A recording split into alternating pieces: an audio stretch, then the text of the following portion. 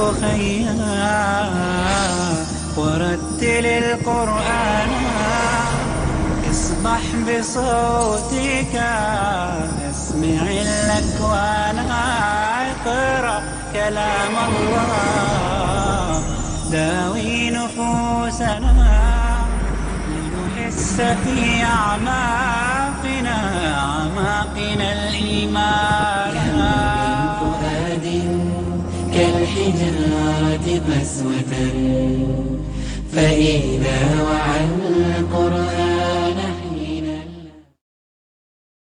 حضور نے فرمایا کہ اگر کسی زمین کے ٹکڑے کا کوئی مقدمہ ہے، وہ ایک شخص کہتا ہے یہ میرا ہے، دوسرا کہتا ہے میرا ہے، ان میں سے ایک جو ہے شخص وہ بہت دلیل دے سکتا ہے، ذہین ہے، اور وہ ایسا اپنا مقدمہ پیش کرتا ہے کہ حضور اس کے حق میں فیصلہ دے دیتے ہیں، حالانکہ حقیقت میں وہ پلاٹ اس کا نہیں ہے، کسی اور کا ہے، کہ ہاں محمد نے فیصلہ کر دیا ہے کہ یہ قطعہ زمین میرا ہے، لیکن وہ جہنم کا ٹکڑا لے کر جا رہا ہے۔ پہلے چھانٹی کر دی کہ یہ منافق اور یہ مسلمان، اور اس کے بعد مسلمانوں میں سے بھی وہ کہ جن کے ایمان کامل تھے اور وہ لوگ کہ جن کے ایمانوں میں ابھی کچھ تھوڑی بہت جو ہیں اس کے اندر شائبہ موجود، تو یہ چھانٹی جو ہے وہ ہو گئی ہے، اب بالکل واضح ہو چکا ہے، دودھ کا دودھ پانی کا پانی۔ واللہ بصیر بما یعملون، اور جو کچھ یہ کر رہے ہیں اللہ اسے خوب دیکھ رہا ہے، اس کے علم میں ہے، اللہ تعالیٰ کے ہاں اس کا حساب کتاب ہو جائے گا۔ لقد من اللہ علی المؤمنین، اللہ نے تو بہت بڑا احسان کیا ہے اہل ایمان پر۔ اس بعث فیہم رسولا من انفسہم، جبکہ اٹھایا ہے ایک رسول انہی میں سے، ان کی اپنی جانوں میں سے۔ یعنی یہ رسول کون ہے؟ بشر ہے، وہ بھی بشر ہے، یہ بھی بشر ہے۔ یہ رسول کون ہے؟ قرشی ہے، ہاشمی ہے، یہ بنو اسماعیل میں سے ہے، جس میں سے یہ لوگ بھی ہیں، عرب ہے کیونکہ یہ عرب ہے، گویا کہ ہر طرح سے انہی میں سے، کوئی اجنبی نہیں ہے، کوئی باہر سے آیا ہوا نہیں ہے، جس کے سابقہ زندگی کا کوئی ہمیں علم نہ ہو، جس کے سابقہ کردار سے ہم واقف نہ ہو، تم ہی میں سے، تمہارے ہی مابین پیدا ہوا، پلا بڑھا، اس کا بچپن، لڑکپن، اور اس کی پھر نوجوانی، جوانی، اور اس کے بعد تمہاری ساری زندگی 40 برس تمہاری نگاہوں کے سامنے گزری ہے۔ جب یہ آیات نازل ہو رہی ہیں اس وقت تو یوں سمجھیے کہ 54-55 برس ہو گئے حضور صلی اللہ علیہ وسلم کی حیات طیبہ کو تمہارے نگاہوں کے سامنے ہے۔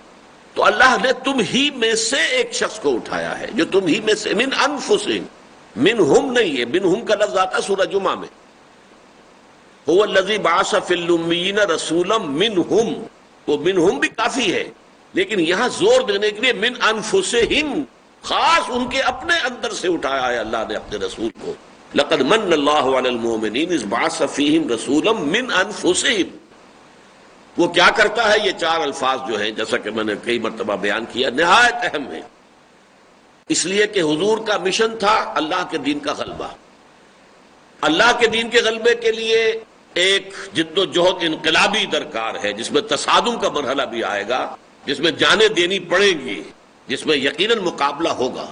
اس کے لیے سرفروش چاہیے، اس کے لیے وہ لوگ چاہیے جو سروں سے کفن باندھ لیں۔ اس کے لیے وہ کہاں سے آئیں گے؟ لوگ کیسے تیار کیا جائے انہیں؟ وہ آسمان سے نہیں ٹپکیں گے، اللہ تعالیٰ جو ہے انہیں کہیں زمین سے پھاڑ کر نہیں نکال دے گا، جیسے قیامت کی علامات میں سے ہے کہ زمین پھٹے گی اور ایک جانور نکلے گا، دابۃ الارض، اور وہ گواہی دے گا۔ اس طرح سے تو نہیں آئیں گے، وہ تو اپنی دنیا آپ پیدا کر، اگر زندوں میں ہے تو اپنی دنیا آپ کیسے پیدا کریں گے؟ محمد صلی اللہ علیہ وسلم، آپ کے پاس تو کوئی امت نہیں تھی، آپ تنہا کھڑے ہوئے ہیں، آپ تو امیین میں پیدا ہوئے جو نہ نبیوں سے واقف، نہ رسولوں سے واقف، نہ کوئی کتاب، نہ کوئی شریعت۔ توحید کا نام وہ لیتے تھے کہ ہم حنیفی ہیں اور ابراہیم کے دین پر ہیں، لیکن یہ کہ وہ بت پرستی بدترین شکل کے اندر ان کے ہاں موجود تھی۔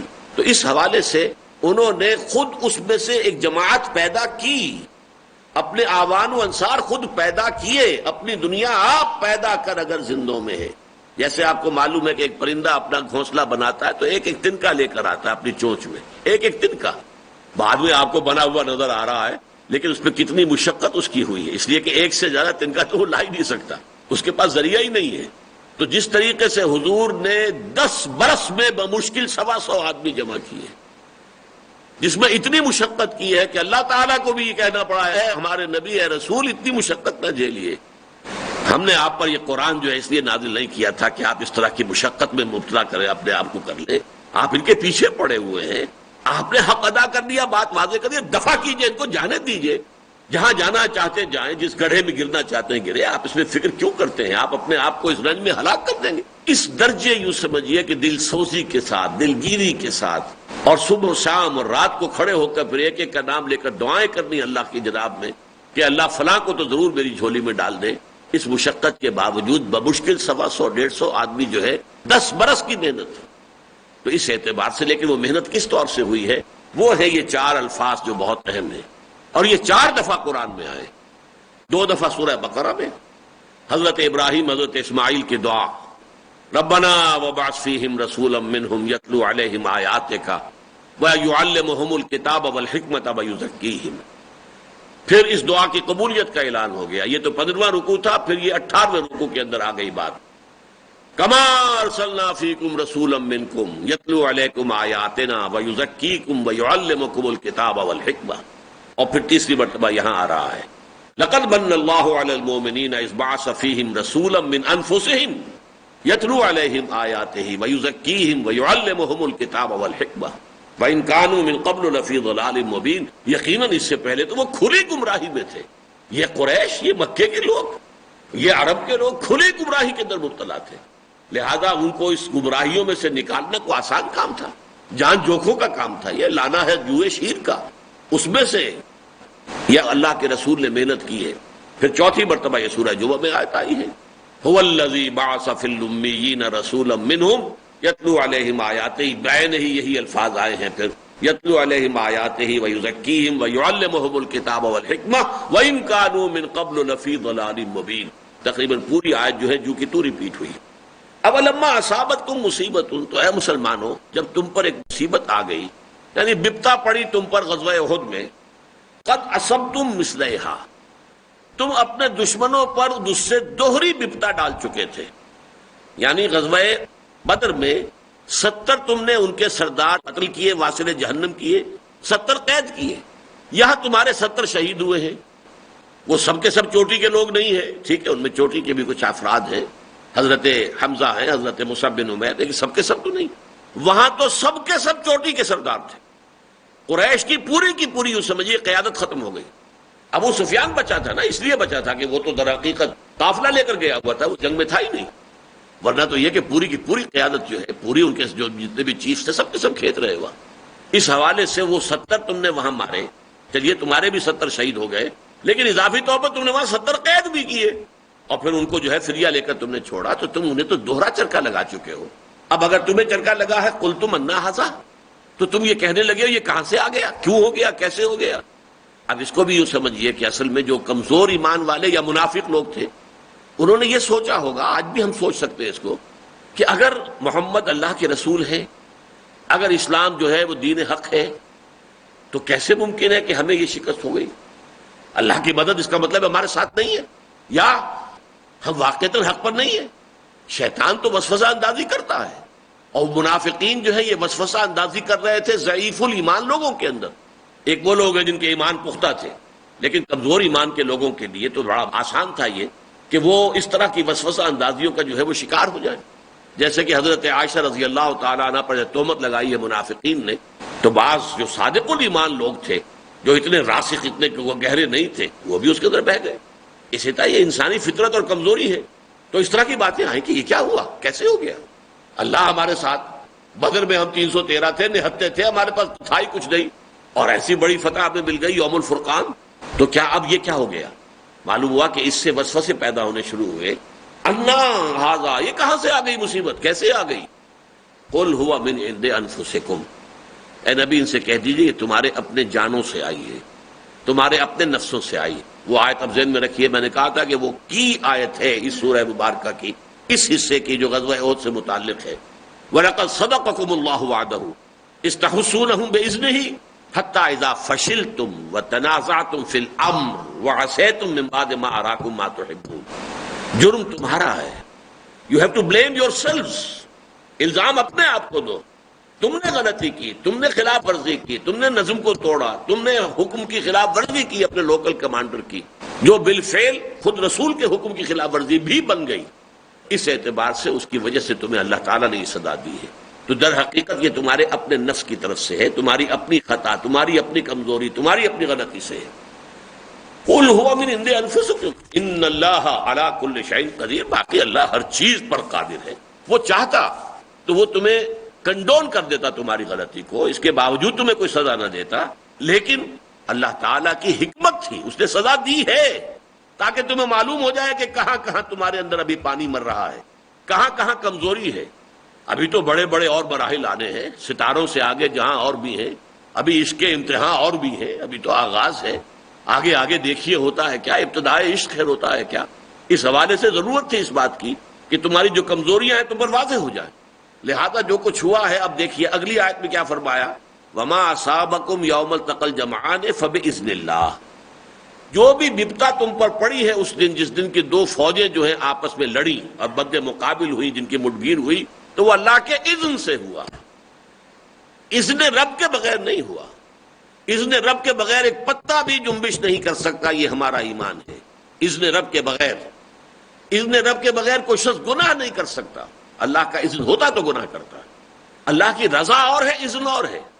اللہ نے آپ کو اجازت دی ہے، تم چاہو تو رات کو جاؤ چوری کرو، اور چاہو تو جاؤ رات کو انہی گھڑیوں میں کسی مسجد میں جا کر اور خالص تنہائی میں مسجد میں اور کوئی نہ ہو تو نوافل ادا کرو، it's your choice, go ahead. چوری کرنے جا رہے ہو تو اذن ہے اللہ کی طرف سے، اس لیے کہ اللہ نے تمہیں آزادی دی ہے، تو جب آزادی دی ہے تو وہ اذن دیتا ہے۔ تو جو کچھ ہوا ہے وہ ہوا، اس کا اصل سبب تو تمہارے اندر سے ابھرا، تم نے غلطی کی، تم نے نظم کی خلاف ورزی کی، تم نے حکم عدولی کی، لیکن اس کے بعد اس کا نتیجہ جو سامنے آیا ہے، اللہ چاہتا تو نتیجہ روک دیتا، کنڈون کر دیتا، معاف کر دیتا، لیکن نہیں، یہ فباذن اللہ، یہ اللہ کے اذن سے آیا ہے۔ وَلِيَعْلَمَ الْمُؤْمِنِينَ، یہاں واو جو آ گیا اس سے پہلے گویا کہ کوئی شے محذوف ہے، تاکہ تم اپنی غلطیوں اور خامیوں پر متنبہ ہو جاؤ، اور تاکہ اللہ دیکھ لے کہ کون ہے واقعی اہل ایمان۔ اگر یہ آزمائشیں نہ آئیں تو کیسے چھانٹی ہو؟ پھر تو کچے پکے ملے جلے رہیں گے، پھر تو اناج اور بھس جو ہے وہ ملا جلا رہے گا۔ اناج کو بھس سے علیحدہ کرنا ہے تو اللہ تعالیٰ کی طرف سے آزمائشیں آتی ہیں، تو اس کی یہ حکمت ہے۔ وَلِيُمَحِّصَ الَّذِينَ آمَنُوا، یہ بھی ہم پڑھ چکے ہیں، اور وَلِيُمَحِّصَ مَا فِي قُلُوبِكُمْ، اہل ایمان کے دلوں میں، ایمان میں اگر کہیں کوئی تھوڑا بہت شائبہ میں لگا ہوا ہے دنیا کی محبت کا اور مال و دولت دنیا کا، تو ظاہر بات ہے کہ اس سے بھی اللہ نے تمہیں پاک کرنا ہے۔ تو یہ جو تمحیص ہے اللہ کی، یہ در حقیقت انہی آزمائشوں کے ذریعے سے ہوتی ہے۔ وَلِيَعْلَمَ الَّذِينَ نَافَقُوا، اور تاکہ اللہ تعالیٰ دیکھ لے ان کو جو کہ منافق ہیں۔ یہاں اصل میں لفظ یعلم، لفظی ترجمہ تو ہونا چاہیے کہ تاکہ اللہ معلوم کر لے، اللہ جان لے، لیکن یہ کہ یہ تو ہے لفظی ترجمہ، اس کی جو تعبیر ہم کریں گے وہ یہ ہے تاکہ اللہ ظاہر کر دے، واضح کر دے، مبرہن کر دے، صاف صاف لوگوں کے سامنے عیاں کر دے۔ ورنہ اللہ کا علم تو ظاہر بات ہے کہ قدیم ہے، اللہ کو تو پہلے سے معلوم ہے کہ کون صاحب ایمان ہے، کون منافق ہے۔ اللہ کا علم تو ہے ما کان و ما یکون پر محیط ہے۔ ایسا نہیں ہوتا کہ اللہ کو کسی فعل کے وجود میں آنے کے بعد اس کا علم ہو، اہل سنت کے نزدیک یہ نہیں ہے۔ اقرأ ورتل القرآن وَلِيَعْلَمَ الْمُؤْمِنِينَ، اللہ دیکھ لے کون ہے واقعتاً اہل ایمان، وَلِيَعْلَمَ الَّذِينَ نَافَقُوا، اور جان لے اور دیکھ لے کون ہے منافق۔ وَقِيلَ لَهُمْ تَعَالَوْا قَاتِلُوا فِي سَبِيلِ اللَّهِ، اور ان سے یہ کہا گیا آؤ بھائی آؤ، چلو اللہ کی راہ میں جنگ کرو، اب ادفعوا، یا دفاع ہی کرو، دفاع ہی کرو۔ اگر تم چلو گے ساتھ تو ظاہر بات ہے کہ ایک زیادہ ہماری جو ہے نفری نظر آئے گی، تو دشمن پر کوئی رو پڑ جائے گا، شاید کہ جنگ ٹل جائے۔ قالوا لو نعلم قتالا لتبعناكم، انہوں نے کہا اگر ہم سمجھتے کہ کوئی جنگ ہونی ہے تو ہم لازماً تمہارے ساتھ جاتے، جنگ ونگ کوئی نہیں ہونی ہے۔ ہم للکفر یومئذ اقرب منہم للایمان، وہ لوگ اس دن ایمان کے مقابلے میں کفر سے قریب تر تھے۔ اب منافق کون ہوتا ہے؟ منافق جو ہے وہ کفر اور ایمان کے درمیان جو ہے وہ جیسے پینڈولم ہوتا ہے، ایک گھڑے کا، کلاک کا، ادھر سے ادھر، ادھر سے ادھر، مذبذبین بین ذالک۔ قرآن مجید میں یہ حقیقتیں زیادہ جو ہے اگلی صورت میں جا کے واضح ہوں گی، سورہ نساء میں۔ لا الہ ہؤلاء ولا الہ ہؤلاء، منافق نہ ادھر ہوتا ہے نہ ادھر ہوتا ہے۔ ایک طرف وہ ہے کہ جو اللہ کے دین کو ختم کرنے کے لیے میدان میں ڈٹ کر آ گئے، وہ بھی اپنی جانیں ہتھیلی پر رکھ کر آئے ہیں۔ ایک طرف وہ ہے جو اللہ کے دین کے دفاع کے لیے، غلبے کے لیے آ گئے ہیں، انہوں نے بھی سر اپنے ہتھیلیوں پر رکھ لیے۔ ایک یہ ہے کہ کچھ ادھر ہے کچھ ادھر ہے، نہ ادھر ہے نہ ادھر ہے، مذبذبین بین ذالک، پینڈولم کی طرح ادھر سے ادھر، ادھر سے ادھر جو ہے۔ تو یہ جو ان کی کیفیت ہے در حقیقت اس میں ایمان، اسی کو وہاں پر بیان کیا گیا ہے سورہ نساء کے اندر ہی، ان الذین آمنوا ثم کفروا ثم آمنوا ثم کفروا ثم ازدادوا کفرا۔ یہ ہے منافق کا معاملہ جو ہے اوپر سے تو وہ ہر وقت مسلمان ہی ہے، لیکن اندر خانے اس کا جو ہے کچھ ذرا کبھی ایمان کی طرف تھوڑا سا میلان ہو گیا، پھر جو ہے وہ کفر آ گیا، پھر کچھ ایمان کی طرف تھوڑی سی جو ہے پیش قدمی کی، پھر کفر کی طرف پیش قدمی ہو گئی، تو یہ پینڈولم ان کا سوئنگ کرتا رہتا ہے۔ تو فرمایا اس دن یہ لوگ جو ہیں وہ ایمان کی نسبت کفر سے قریب تر تھے، ان کا پینڈولم جو ہے وہ کفر کی طرف جو ہے جا کر جم گیا تھا۔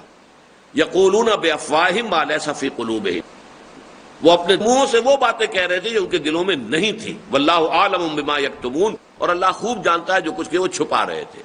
یعنی اگر انہوں نے یہ کہا تھا کہ یہ تو سب جو ہے نورا کشتی ہے، کوئی جنگ ونگ نہیں ہونی، تو بھی جھوٹ بول رہے تھے، اور اللہ کو معلوم ہے کہ یہ کیا چیز چھپا رہے ہیں، اصل میں تو جنگ میں جانا نہیں چاہتے، لیکن کہہ یہ رہے کہ جنگ ہونی نہیں ہے۔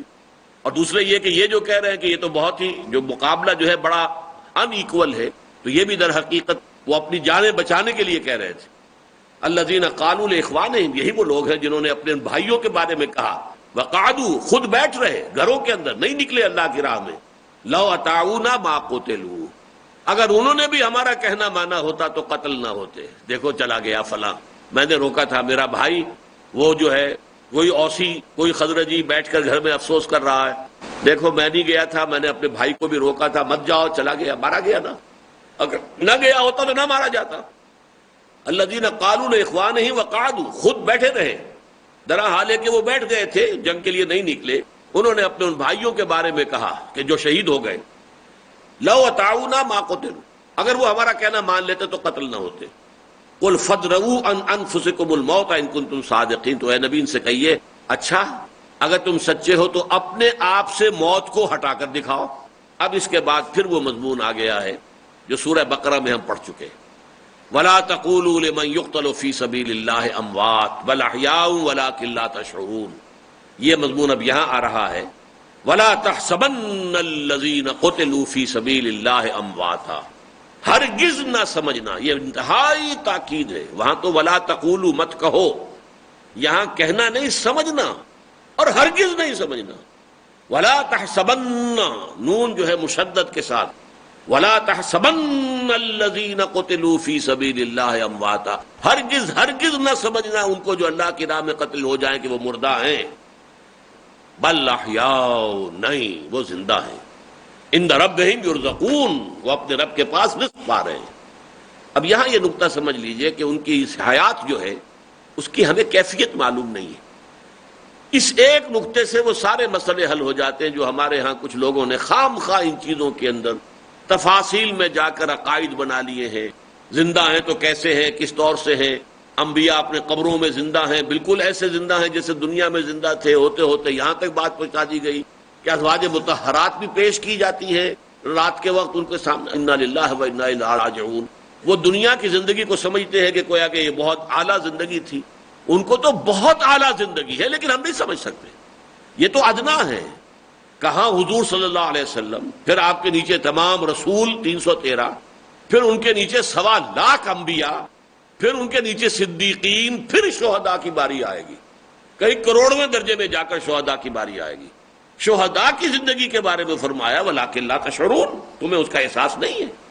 احیاء عند ربہم یرزقون، اپنے رب کے پاس رزق انہیں مل رہا ہے، لیکن ہمیں تو شعور نہیں ہو سکتا، وَلَٰكِن لَّا تَشْعُرُونَ، تمہیں شعور نہیں ہو سکتا۔ تو جب ہمیں شہداء کی زندگی کا شعور نہیں ہو سکتا، تب اس سے آگے صدیقین کی زندگی جو ہے عالم برزخ میں، اس کے بارے میں کیا رائے قائم کریں؟ پھر جو انبیاء کی زندگی ہے اس کی کیا رائے؟ پھر جو رسولوں کا مقام ہے، پھر جو سید المرسلین والنبیین۔ لہٰذا یہ تمام باتیں وہ ہیں کہ خام خواہ انسان غلط طریقے پر ان چیزوں میں جب اپنا پاؤں پھنسا لیتا ہے کہ جو چیزیں شریعت کے اندر اہمیت نہیں رکھتی، عالم برزخ اور عالم آخرہ کی بات جو قرآن میں حدیث میں آ گئی، بس اجمالاً اس کے اوپر اکتفا کی جائے کہ ہاں مانتے ہیں، بس آگے اس کی کیفیت کو، اس کی تفصیل کو جاننا جو ہے یہ در حقیقت اپنے آپ کو فتنے کے اندر ڈالنا ہے۔ یہ بالکل ایسے ہی ہے کہ جیسے سورہ اسی آل عمران کے شروع میں کہا گیا تھا کہ قرآن مجید کی کچھ آیات متشابہات ہیں، کچھ محکمات ہیں، تو جو واقعتاً اولو الالباب ہیں، ہوش مند لوگ ہیں، وہ محکم آیات کے پیچھے لگتے ہیں اور اس کا ہی اتباع کرتے ہیں، اور جن کے دلوں میں کجی ہوتی ہے، فتنہ ہوتا ہے، وہ فتنہ پیدا کرنے کے لیے متشابہات کے چکر میں پڑتے ہیں، ان کی بات شرح اور ان کے بارے میں معین کرنا ان کے مفہوم کو، وہ خام خواہ اپنے اوپر تکلیف مالا یطاق، جو ذمہ داری ان پر ڈالی نہیں گئی ہے، وہ اپنے اوپر لے لیتے ہیں۔ فرحین بما آتاہم اللہ من فضلہ، وہ تو خوشیاں منا رہے ہیں، فرحاں و شاداں ہیں اس پر کہ جو اللہ تعالیٰ نے ان کو دیا ہے اپنے فضل سے. وَيَسْتَبْشِرُونَ بِالَّذِينَ لَمْ يَلْحَقُوا بِهِم مِّن خَلْفِهِمْ، اور وہ خوشیاں بنا رہے ہیں، خوشخبریاں حاصل کر رہے ہیں ان لوگوں کے بارے میں بھی جو ابھی پیچھے رہ گئے ہیں، ان کے ساتھ ملے نہیں ہیں. یعنی اگر 700 افراد شریک ہوئے تھے غزوہ احد میں تو 70 شہید ہوئے نا. شریک تو 700 تھے تو 630 تو باقی رہ گئے پیچھے. ان کے بارے میں بھی وہ کہتے ہیں اللہ کرے کہ ان کو بھی یہ مقام نصیب ہو جو مقام ہمیں نصیب ہوا ہے. کاش کہ ان کے علم میں آ جائے اللہ کی یہ نعمتیں، اللہ تعالیٰ کی طرف سے یہ عنایتیں ہیں، اللہ نے ایسا ہمارا استقبال کیا ہے، ہمارے لیے یہ کچھ اللہ تعالیٰ نے فراہم فرمایا ہے. تو جو لوگ آئیں وہ بھی پیچھے آئیں، اسی راستے پر آئیں، اسی طرح جام شہادت نوش کریں، اسی طریقے سے ان تمام اعزازات اور اکرامات جو اللہ تعالیٰ کی طرف سے ہمیں ملے ہیں وہ انہیں بھی ملے ہیں. اللہ خوف علیہم ولا ہم یحزنون، کہ ان پر بھی نہ کوئی خوف ہو اور نہ ہی وہ کسی حزن سے دوچار ہو. یستبشرون بنعمت من اللہ وفضل، وہ خوش وقت ہو رہے ہیں، خوشیاں منا رہے ہیں، فرحاں و شاداں ہیں اور اللہ تعالیٰ کی نعمت اور اس کے فضل سے جو کہ ان کو مل گئی ہے. وَأَنَّ اللَّهَ لَا يُضِيعُ أَجْرَ الْمُؤْمِنِينَ، اور اس بات سے کہ اللہ تعالیٰ اہل ایمان کے اجر کو ضائع کرنے والا نہیں ہے. یہ حقیقت ان پر تو منکشف ہو گئی جب انہوں نے اللہ کے اس اجر کو دیکھ لیا، جیسا کہ وہ ہے الحمدللہ الذی ہدانا لہذا.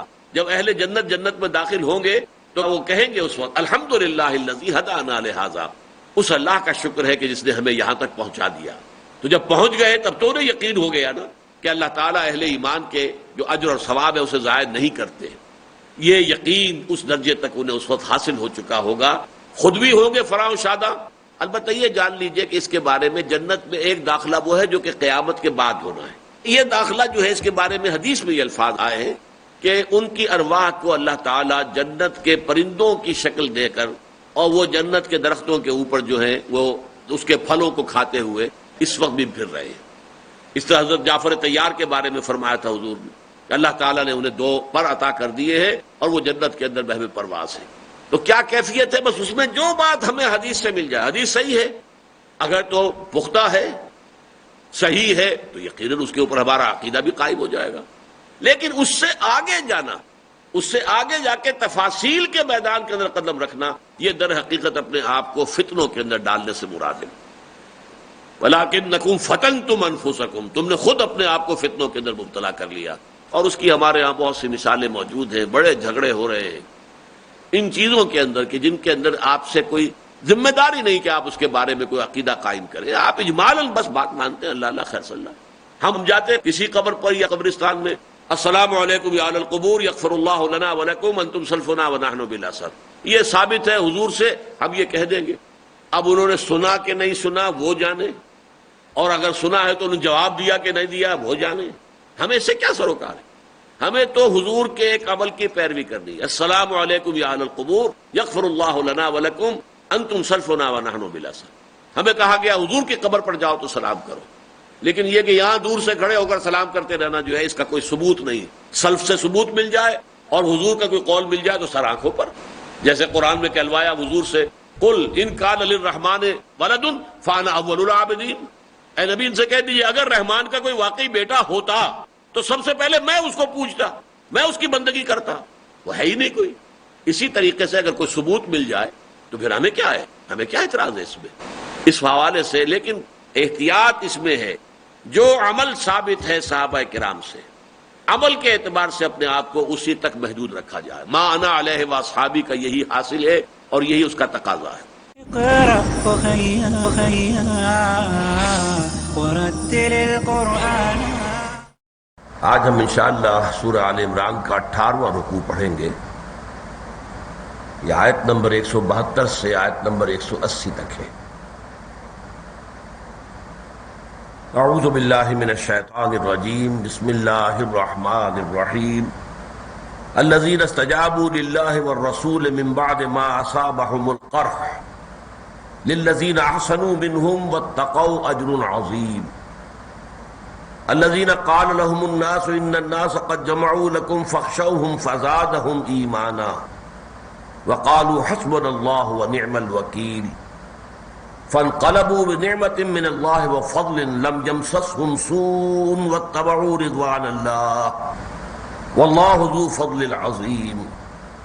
انما ذالکم الشیطان یخوف اولیاءہ فلا تخافوهم وخافون ان کنتم مؤمنین ولا يحزنك الذين يسارعون في الكفر انهم لن يضروا الله شيئا يريد الله الا يجعل لهم حظا في الاخره ولهم عذاب عظيم ان الذين اشتروا الكفر بالايمان لن يضروا الله شيئا ولهم عذاب اليم ولا يحسبن الذين كفروا انما نملي لهم خير لانفسهم انما نملي لهم ليزدادوا اثما ولهم عذاب مهين ما كان الله ليذر المؤمنين على ما انتم عليه حتى يميز الخبيث من الطيب وما كان الله ليطلعكم على الغيب ولكن الله يجتبي من رسله من يشاء فآمنوا بالله ورسله وإن تؤمنوا وتتقوا فلكم أجر عظيم ولا يحسبن الذين يبخلون بما آتاهم الله من فضله هو خيرا لهم بل هو شر لهم سيطوقون ما بخلوا به يوم القيامة ولله ميراث السماوات والأرض واللہ بما تعملون خبیر۔ سورہ آل عمران میں غزوہ احد کے جو حالات و واقعات بیان ہوئے، ان پر جو تبصرے ہوئے، یہ پورے 60 آیات پر پھیلے ہوئے۔ آیت نمبر 121 سے لے کر اور آیت نمبر 180 تک یہ مسلسل یہی بیان، اور اس کا یہ آخری حصہ ہے جو آج ہم پڑھ رہے ہیں۔ اس میں پہلی 3-4 آیات میں غزوہ احد کا ایک تتمہ یا تکملہ یا ضمیمہ جو بھی اسے کہے، اس کا ذکر ہے۔ یہاں پر اس کا صراحت کے ساتھ یہ مذکور نہیں ہے کہ اس کا نام کیا تھا، لیکن سیرت کی کتابوں میں 2 غزوات کا ذکر ملتا ہے کہ جو گویا کہ غزوہ احد کے تتمے کی حیثیت یا تکملے یا ضمیمے کی حیثیت رکھتے ہیں۔ ان میں سے ایک جو ہے وہ غزوہ حمراء الاسد اور دوسرا غزوہ بدر صغریٰ یا بدر اخریٰ۔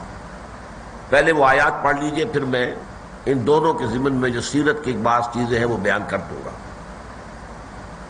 الذین استجابوا للہ والرسول من بعد ما اصابہم القرح، وہ لوگ کہ جنہوں نے لبیک کہی اللہ اور اس کے رسول کی پکار پر۔ استجابت کسی کی پکار کو قبول کر لینا، کسی کی دعا کو قبول کر لینا، کسی کی پکار پر لبیک کہنا۔ الذین استجابوا للہ والرسول، وہ صحابہ مراد ہیں، وہ صحابہ حضور کے وہ ساتھی جنہوں نے اللہ کی اور اس کے رسول کی پکار پر لبیک کہی۔ من بعد ما اصابہم القرح، اس کے بعد کہ انہیں ایک بہت بڑا چرکا لگ چکا تھا، زخم لگ چکا تھا۔ ان کے 70 صحابہ شہید ہو چکے تھے، بہت زخمی تھے، زخموں سے چور چور بھی تھے۔ اس حالت میں بھی جب اللہ نے اور اس کے رسول نے انہیں پکارا تو وہ فوراً وہی جو فیض کے اشعار ہیں کہ واپس نہیں پھیرا کوئی فرمان جنوں کا، تنہا نہیں لوٹی کبھی آواز جرس کی، خیریت جاں راحت تن صحت داما، سب بھول گئی مصلحت اہل ہوس کی۔ وہ اسی شان کے ساتھ انہوں نے لبیک کہی اور نکل آئے۔ للذین احسنوا منہم واتقوا اجر عظیم، یقیناً وہ لوگ کہ جو انتہائی نیک وکار اور انتہائی خوب کار تھے، اسلام میں انہوں نے احسان کا درجہ حاصل کر لیا ہے اور تقویٰ کی روش اختیار کی، ان کے لیے بہت بڑا اجر ہے۔ الذین قال لهم الناس، جن سے کہ لوگوں نے یہ کہا تھا ان الناس قد جمعوا لکم فاخشوہم فزادہم ایمانا، کہ لوگ تمہارے خلاف جمع ہو گئے ہیں، بہت بڑی جمعیت تمہارے اوپر حملہ آور ہوا چاہتی ہے۔ ان الناس قد جمعوا لکم فاخشوہم، تو ڈرو ان سے، فزادہم ایمانا، لیکن اس سے ان کے ایمان میں اور اضافہ ہو گیا، ان کے شوق شہادت اور ذوق جہاد کے اندر اور اضافہ ہوا۔ وقالوا حسبنا اللہ ونعم الوکیل، اور انہوں نے کہا ہمارے لیے ہمارا رب اللہ کافی ہے، اور وہ بہترین کارساز ہے، وہ بہترین ہستی ہے کہ جس پر توکل کیا جائے، جس پر بھروسہ کیا جائے۔ فانقلبوا بنعمت من اللہ وفضل، تو وہ لوٹے اللہ کی نعمت لے کر اور اس کے فضل کے ساتھ۔ لم یمسسہم سوء، انہیں کوئی برائی نہیں پہنچی، کوئی تکلیف نہیں پہنچی، کوئی گزند نہیں پہنچا۔ واتبعوا رضوان اللہ، انہوں نے اللہ کی رضا کی پیروی کی، وہ راستہ اختیار کیا جو اللہ کی رضا کی طرف لے جانے والا ہے۔ واللہ ذو فضل عظیم، اور یقیناً اللہ تعالیٰ بہت بڑے فضل والا ہے۔ ان آیات میں جیسا کہ میں نے عرض کیا، جو اصحاب سیر ہیں، سیرت نگار، انہوں نے کہا ہے کہ دو میں سے ایک واقعے کی طرف اشارہ ہے۔ ایک تو ہے غزوہ حمراء الاسد، یہ تو یوں سمجھیے کہ بالکل غزوہ احد کا ایک تتمہ ہی ہے۔ ہوا یہ کہ جیسا کہ آپ کو معلوم ہے کہ اگرچہ مسلمانوں کو خاصی بڑی شکست ملی تھی، 70 صحابہ شہید ہو گئے تھے، حضور بھی مجروح تھے، اور سب نے پہاڑوں پر چڑھ کر جو ہے وہ جان بچائی تھی، اور کفار کا معاملہ یہ تھا کہ وہ بڑے فتح کے شادیانے بجاتے ہوئے وہاں سے رخصت ہوئے تھے۔ اس میں نبی اکرم صلی اللہ علیہ وسلم کو اسی شب، یعنی غزوہ احد، یوم احد کے بعد جو رات آئی، اس میں حضور کو یہ گمان گزرا کہ ہو سکتا ہے کہ قریش کو اپنی غلطی کا احساس ہو، کہ اس وقت جبکہ ہمارا پلڑا بھاری ہو چکا تھا، مسلمان زخمی تھے اور ان کا مورال بھی بہت گرا ہوا تھا، ہم اس قصے کو مکائے بغیر جو واپس آ گئے تو ہم نے غلطی کی۔ ہمیں چاہیے تھا کہ اس پورے قصے کو پاک کر کے آتے، ختم کر کے آتے۔ اور یہ میں آپ کو بتا چکا ہوں کہ خالد ابن ولید نے یہ مشورہ دیا بھی تھا، لیکن کمانڈر ان چیف کی حیثیت تھی ابو سفیان کو حاصل۔ خالد ابن ولید نے یہ کہا تھا کہ ہمیں پہاڑوں پر چڑھ کر ان کا خاتمہ کر دینا چاہیے، لیکن ابو سفیان نے یہ کہا کہ نہیں، اس میں اندیشہ بہت شدید ہے، نقصانات بہت ہوں گے، وہ اونچائی پر ہے، اوپر سے پتھراؤ ہی کریں گے، پتھر پر اٹھائیں گے، اسی سے ہماری جو ہے ہلاکت ہوگی، اوپر سے تیروں کی بارش کریں گے، اس سے ہلاکت ہوگی۔ لہذا اس نے اسی میں سمجھے کہ بس جو کچھ ہمیں حاصل ہو گیا ہے، ایک کامیابی ہمیں مل گئی، اور ہمیں جو ہے اس وقت جو فتح حاصل ہو گئی ہے وہ کافی ہے، اس پر کفایت کریں اور واپس چلیں۔ تو حضور کو یہ اندیشہ ہوا کہ انہیں یہ خیال آئے گا کہ یہ ہم سے غلطی ہوئی ہے، لہذا ہمیں ان کا تعاقب کرنا چاہیے، مبادا وہ یہ سمجھ کر کہ مسلمان تو اس وقت جو ہے شکست خوردہ بھی ہے اور ان کے دل جو ہے پشمردہ بھی ہے، تو اس حوالے سے ہم آئیں اور فوراً حملہ کر دیں، اس کی بجائے انہیں یہ خبر جانی چاہیے کہ مسلمان تو تمہارے تعاقب میں آ رہے ہیں، ان کے حوصلے تو اتنے بلند ہیں، ان کا مورال اتنا اونچا ہے کہ وہ تو اس حالت میں بھی تمہارا تعاقب کر رہے ہیں، تمہارے پیچھے ہیں۔ اس کے لیے پھر حضور نے صبح اگلے دن اعلان کر دیا کہ چلیں اب ہمیں کوچ کرنا ہے، ہمیں قریش کا پیچھا کرنا ہے، تعاقب کرنا ہے۔ اور اس میں شرط آپ نے یہ لگا دی کہ صرف وہ لوگ اب ہمارے ساتھ جائیں گے جو غزوہ احد میں شریک تھے۔ اس موقع پر عبداللہ ابن ابی نے کوشش بھی کی کہ مجھے اجازت مل جائے کہ میں بھی آپ کے ساتھ چلوں، حضور نے انکار کر دیا، نہیں، کیونکہ وہ 300 آدمیوں کو لے کر علیحدہ ہو گیا تھا احد کے دن، لیکن اب جب اس نے چاہا کہ میں ساتھ چلوں تو حضور نے اسے اجازت نہیں دی۔ ایک اور صحابی کو اجازت دے دی، انہوں نے عذر پیش کیا تھا کہ میرے والد نے مجھے حکماً روک لیا تھا غزوہ احد کے دن، میری چھوٹی چھوٹی بچیاں ہیں، ان کی دیکھ بھال کرنے والا کوئی نہیں تھا، لہذا میرے والد نے مجھے حکماً روک لیا تھا، تو حضور نے ان کو اجازت دے دی، لیکن عبداللہ ابن ابی کو اجازت نہیں دی گئی۔ تو حضور وہاں سے نکلے ہیں اور مدینے سے 8 میل باہر آ کر حمراء الاسد ایک جگہ ہے، وہاں آپ نے خیمے لگا دیے، وہاں آپ نے اپنا جو ہے کیمپ قائم کر دیا۔ اسی دوران میں ایک خزاعی، یہ خزاع کا قبیلہ جو ہے بنو خزاع، یہ قریش کا حلیف رہا ہے، بنی ہاشم کا خاص طور پر، تو ان میں سے معبد ابن ابی معبد خزاعی کا گزر وہاں سے ہوا، اس نے حضور سے ملاقات بھی کی اور ایمان بھی لے آیا، اور اس کے بعد حضور نے اس کے ذمے ایک خدمت لگائی کہ تم جاؤ مکے کی طرف اور قریش کو یہ خبر دے دو، ابھی جا رہے ہیں، راستے میں ہوں گے، یہ جو ابو سفیان اپنا لشکر لے کر واپس جا رہا ہے، راستے میں ہوں گے، تم جا کر انہیں خبر دے دو کہ محمد صلی اللہ علیہ وسلم اور ان کے ساتھی وہ تمہارے تعاقب میں آ رہے ہیں، اور جمعیت بہت بڑی ہے، اور اب وہ لوگ بھی آ رہے ہیں کہ جو غزوہ احد میں نہیں حاضر ہوئے تھے وہ بھی آ رہے ہیں، وہ بھی شریک ہو رہے ہیں، لہذا بہت بڑی جمعیت لے کر محمد آ رہے ہیں۔ تو اس طریقے سے آپ نے چاہا کہ ان کے اوپر ایک روب قائم ہو جائے۔ دوسری طرف یہ کہ واقعتاً وہی ہوا جو حضور کو اندیشہ تھا۔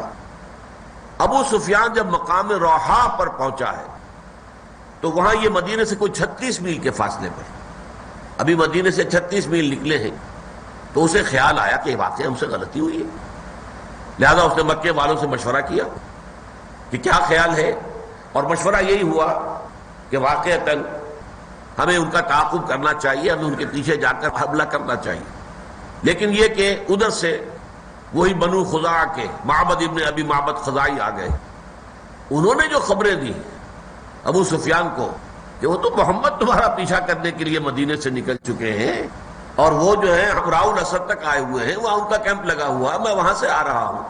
ان کے حوصلے تو بڑے بلند ہیں، وہ تو تم سے جو ہے اپنی شکست کا انتقام لینے کے لیے آ رہے ہیں۔ تو اس کا اتنا روب پڑا کہ پھر وہ وہاں سے واپس انہوں نے طے کر لیا کہ اب مکے ہی جاتے ہیں۔ اب تو اگلے سال، جس کا کہ وہ چیلنج دے کر آئے تھے جب جا رہے تھے احد سے، تو ابو سفیان نے یہ کہا تھا کہ اب اگلے سال پھر ملاقات ہوگی بدر کے مقام پر۔ دوبارہ گویا کہ الٹیمیٹم جو ہے اگلے سال کے لیے مقابلے کا وہ دے کر وہاں سے گزرا تھا۔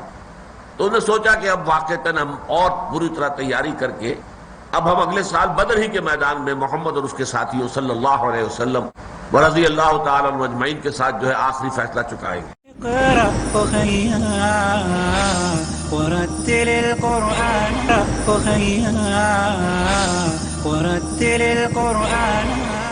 لیکن ادھر سے بھی ایک قبیلہ عبد القیس کا قافلہ آ رہا تھا جو مدینے کی طرف آ رہا تھا، تو ان لوگوں سے ابو سفیان نے یہ کہا کہ تم جا کر وہاں پر پروپیگنڈا کرو، مسلمانوں کو ڈراؤ کہ قریش کا بہت بڑا لشکر ہے جو آ رہا ہے تمہارے اوپر حملہ کرنے کے لیے۔ لیکن ظاہر بات ہے کہ مسلمانوں کو جب آ کر انہوں نے وہ بتایا تو مسلمانوں نے کہا کہ ہمیں اس کی پرواہ نہیں ہے، ہمیں تو اللہ تعالیٰ کی مدد کے اوپر اور اس کی نصرت پر ہمارا بھروسہ ہے۔ ایک تو یہ ہے جس کو غزوہ حمراء الاسد کہتے ہیں۔ یہ غزوہ اس معنی میں ہے کہ آپ مدینے سے نکلے ہیں اور 8 میل دور آ کر آپ نے کیمپ لگایا ہے، ورنہ یہ کہ باقاعدہ کسی جنگ کی نوبت نہیں آئی۔ بعض حضرات اس کو علیحدہ سے ذکر کرتے بھی نہیں ہیں، بلکہ صرف غزوہ احد ہی کے جو حالات ہیں انہی کے تذکرے میں اس کا بھی ذکر ہو جاتا ہے، لیکن بعض حضرات کے نزدیک باقاعدہ اس کا عنوان ہے غزوہ حمراء الاسد۔ اب اس غزوے کی جو تفاصیل میں نے آپ کو بتائی ہیں ان کو ذہن میں رکھ کر ان آیات کا ترجمہ دوبارہ کیجیے۔ الذین استجابوا للہ والرسول من بعد ما اصابهم القرح، یعنی احد کے دن جو چرکا مسلمانوں کو لگ چکا تھا، جو زخم انہیں لگے تھے، 70 ان کے شہید ہوئے تھے، بہت زخمی تھے، زخموں سے چکنا چور تھے، اس کے بعد بھی جب اللہ کے رسول نے کہا کہ نکلو چلو تعاقب کرو قریش کا، تو انہوں نے فوراً لبیک کہی۔ للذین احسنوا منہم واتقوا اجر عظیم، یقیناً یہ لوگ، یہاں پہ جو منہم ہے یہ من تبعیضیہ نہیں ہے، من بیانیہ ہے، یعنی یہ وہ لوگ تھے کہ جو تقوی اور احسان کے مراتب عالیہ پر فائز تھے، جنہوں نے اس قدر سخت حالات میں بھی جب اللہ اور اس کے رسول نے پکارا تو فوراً لبیک کہی۔ للذین احسنوا منہم واتقوا اجر عظیم الذین قال لهم الناس ان الناس قد جمعوا لكم فاخشوهم، وہ لوگ کہ جب ان سے لوگوں نے آ کر کہا، قبیلہ ہے جو عبد القیس کے لوگوں نے آ کر کہا کہ بہت بڑا لشکر ہے ابو سفیان کے ساتھ اور وہ تو تمہارے اوپر حملے کی تیاری کر رہے ہیں، تو جب ان سے کہا لوگوں نے کہ لوگ تمہارے خلاف جمع ہو چکے ہیں، فخشوہم تو ڈرو ان سے، فزادہم ایمانا، تو اس سے ان کے ایمان میں اور اضافہ ہو گیا، وقالوا، اور انہوں نے کہا، حسبنا اللہ ونعم الوکیل، ہمارے لیے تو اللہ کافی ہے، اللہ کی مدد، اللہ کی نصرت، اللہ کی تائید، یہ اگر ہمارے شامل حال ہے تو ہمیں کوئی خوف نہیں۔ وہ گویا کہ وہی بات کہ ان ینصرکم اللہ فلا غالب لکم، اسی سورہ مبارکہ میں ہم پڑھ چکے ہیں، اگر اللہ تمہاری مدد کرے گا تو تم پر کوئی غالب نہیں آ سکتا، وَإِن یخذلکم، اگر وہ تمہارا ساتھ چھوڑ دے، فمن ذا الذی ینصرکم من بعدہ، تو پھر کون ہے جو اس کے بعد تمہاری مدد کر سکے۔ وقالوا حسبنا اللہ ونعم الوکیل، اور انہوں نے کہا کہ ہمارے لیے ہمارا رب کافی ہے، اس کی مدد اور نصرت پر ہمارا بھروسہ ہے اور وہ بہترین کارساز ہے۔ فانقلبوا بنعمت من اللہ وفضل، تو وہ لوٹ آئے وہاں پر حمراء الاسد میں، حضور نے انتظار کیا، لیکن یہ ہے کہ چونکہ قریش کا لشکر واپس نہیں آیا، نہیں پلٹا، وہ چلا گیا۔ معبد ابن ابی معبد خزائی نے جو کچھ رپورٹس دی حضور کے لشکر کے بارے میں، تو اس کی وجہ سے ان کو ہمت نہیں ہوئی واپس آنے کی، لہذا فرمایا کہ وہ لوگ تو لوٹے اس حال میں اللہ تعالیٰ کے انعامات کے ساتھ اور فضل کے ساتھ، لم یمسسوا، انہیں کوئی گزنگ نہیں پہنچا، کوئی تکلیف نہیں پہنچی۔ بسا اوقات اللہ تعالیٰ صرف امتحان لیتا ہے اور واقعتاً کوئی جو ہے تکلیف انسان کو نہیں پہنچنے دیتا، لیکن امتحان شدید ہو جاتا ہے، جس کی بہت بڑی مثال غزوہ احد کے 2 سال بعد غزوہ احزاب میں پیش آئی۔ 12,000 کا لشکر آ گیا تھا اور گھیر کر مدینے کو پڑا ہوا تھا، لیکن آپ کو معلوم ہے کہ محاصرے ہی پر بات رہی، اور آخر کار ایک ایسی آندھی اللہ نے بھیجی جس نے ان کے خیمے اکھاڑ دیے، ان کے چولہوں پر رکھی ہوئی دیگیں جو تھیں جہاں کھانا پک رہا تھا وہ الٹ گئی، اور ان چولہوں کی آگ کی وجہ سے خیموں میں آگ لگ گئی، افراتفری کی کیفیت ہوئی، اور وہ اپنا محاصرہ اٹھا کر واپس چلے گئے. حالانکہ یہ جو دن گزرے تھے محاصرے کے، اس میں مسلمانوں کے لیے شدید ترین آزمائش کا مرحلہ آ گیا تھا. یہاں تک کہ منافقین کا جو خبث باطن تھا وہ ان کی زبان پر آ گیا تھا کہ ما وعدنا اللہ ورسولہ الا غرورا، ہمیں تو اللہ اور اس کے رسول نے جھوٹے وعدے کر کے ہمارے ساتھ اور ہمیں سبز باغ دکھا کے ہمیں مروا دیا. تو یہ ہوتا ہے، اللہ تعالیٰ جو ہے امتحان لینے کے لیے ایسی سچویشن کریٹ کر دیتا ہے جو نہایت خوفناک ہوتی ہے. لیکن اہل ایمان اگر ثابت قدم رہے تو وہ ایسے چھٹ جاتے ہیں بادل، معلوم ہوتا کچھ تھا ہی نہیں. یہ تو ساری جو ہے ایک خوفناک صورت ہمارے لیے بنا دی گئی تھی، صرف ایک ہماری تخویف کے لیے یا ہماری ابتلا اور آزمائش کے لیے. فانقلبوا بنعمت من اللہ وفضل لم یمسسہم سوء، انہیں کوئی تکلیف نہیں پہنچی، کوئی غضب نہیں پہنچا.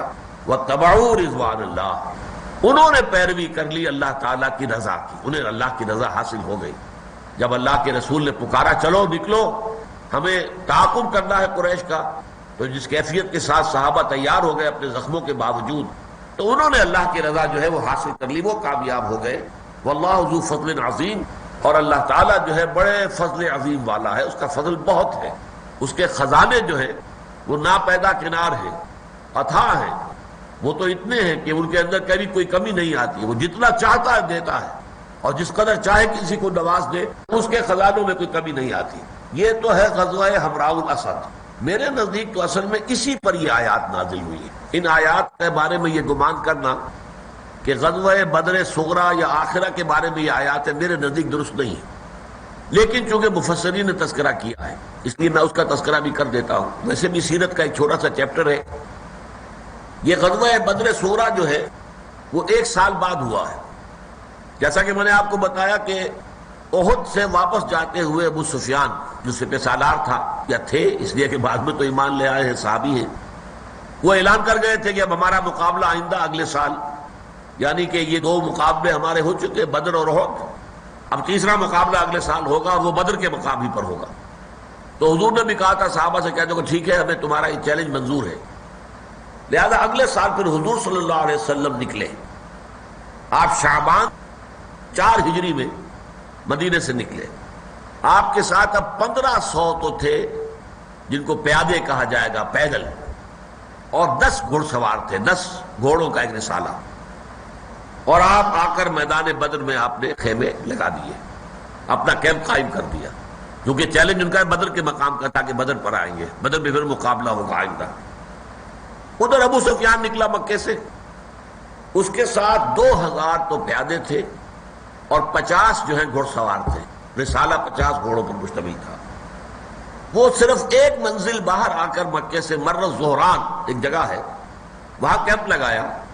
لیکن کچھ عجیب کیفیت اس کی تھی، طبیعت پر روب چھایا ہوا تھا مسلمانوں کا اور حضور کا، اور کچھ طبیعت آمادہ نہیں تھی. گویا کہ پچھلے سال کے دیے ہوئے چیلنج کو پورا تو کرنا چاہ رہا تھا لیکن طبیعت اس کا ساتھ نہیں دے رہی تھی.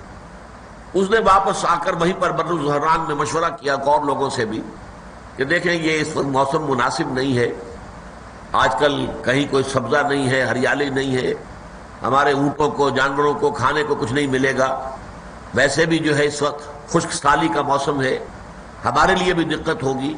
تو اس میں یہ ہے کہ زیادہ تکالیف کا اندیشہ ہے. تو میرا یہ خیال ہے کہ ابھی ہم اس کو ٹال دیں. تو کیا رائے ہے؟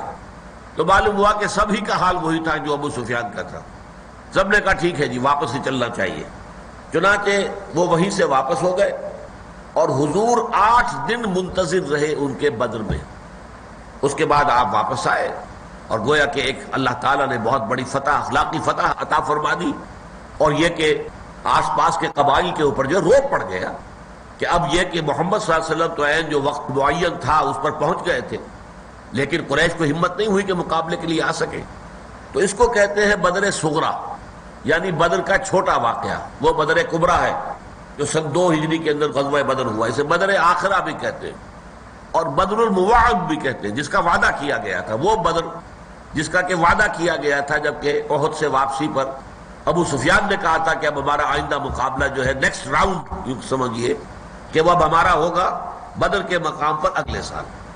تو یہ ہے 2 جن کو کہ مفسرین نے نقل کیا ہے کہ ان 2 میں سے کسی ایک پر ان آیات کا انطباق ہوتا ہے جو میں نے اپنی رائے آپ کے سامنے پیش کر دی ہے. میرے نزدیک یہ غزوہ حمراء الاسد بلکہ اسے بعض جو ہے سیرت نگاروں نے علیحدہ غزوے کی حیثیت سے بیان نہیں کیا ہے، بلکہ یہ کہ احد ہی کے واقعات میں اگلے ہی دن تو معاملہ ہو گیا، یوم احد کے دوسرے دن ہی حضور نے فرمایا چلو ان کے تعاقب کرو، اور آپ گئے وہاں اور جا کر آپ نے وہاں پر ڈیرے لگائے۔ تو اس حوالے سے یہ کوئی علیحدہ غزوہ اس کو نہیں کہا جائے گا، جیسے یہاں غزوہ احد کے حالات کے ضمن ہی میں اس کا تذکرہ ہو گیا ہے، وہی بات مجھے زیادہ مناسب نظر آتی ہے کہ وہ غزوہ حمراء الاسد ہی سے متعلق ہے۔ اب آگے چلیے، انما ذالکم الشیطان یخوف اولیاء، دیکھو لوگوں یہ شیطان ہے جو تمہیں ڈراتا ہے اپنے دوستوں سے۔